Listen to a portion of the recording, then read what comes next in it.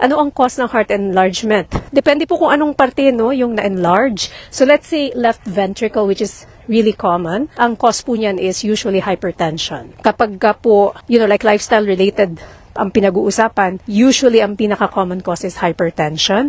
Lumalaki yung ventricles dahil sa sobrang taas ng presyon, kailangang gumana yung puso a little bit more. Ano po? Kaya lumalaki yung muscle. So, nagkakaroon ng paglaki ng left ventricle. And that's what we call in medicine. Kung makikita niyo sa echocardiogram, left ventricular hypertrophy, and that's because of hypertension. Masyadong mataas yung presyon. There are other causes po. Kaya importante pong masuri anong uri nga ba ng paglaki ito. Ito ba ay pangkabuuang paglaki? So, you have to have an echocardiogram po dyan. And of course, kumonsulta po sa cardio. Kasi iba't iba po yung sanhi. Iba't iba rin po yung pag-address ng treatment niyan. Depende po sa sanhi.